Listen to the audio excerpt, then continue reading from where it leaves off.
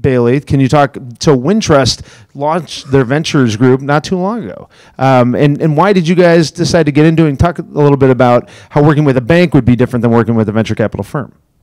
Yeah, so our heart and soul is banking. It always has been. We started as Lake Forest Bank and Trust. We were a startup. We were a storefront in Lake Forest that Ed Weimer founded. A few years ago, some regulations came out which left us with quite a bit of money, about $30 million, and no real allocation or use for it.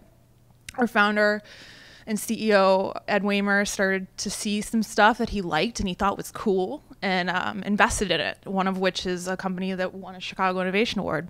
Called me 9 months later and said, hey, make sure that those companies are still around.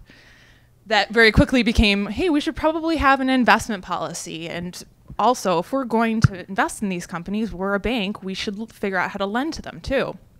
So in January, we came out publicly and said, Wintrust Ventures is born. We are going to lend to venture-backed companies. We are going to look to invest in seed and Series A companies. Since then, it's been high octane. We closed our 6th portfolio deal a couple weeks ago and continue to look at a lot of debt. And I think we'll probably close out with like 10 or 12 portfolio companies this year. So we're going fast.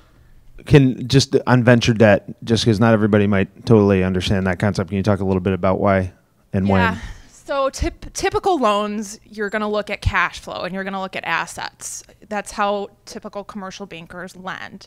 When you're looking at venture, the companies typically don't have assets and they certainly don't have cash flow. So what you do is you look at the Rishi Shaws of the world, the Math Venture Partners of the world. Hey, these guys have written big checks to this company. They're not going to let this business die over $1 million or $2 million line of credit. And that's how you underwrite, is the strength to the cap table versus assets and cash flow and EBITDA. So that's the biggest difference. Awesome. Thank you.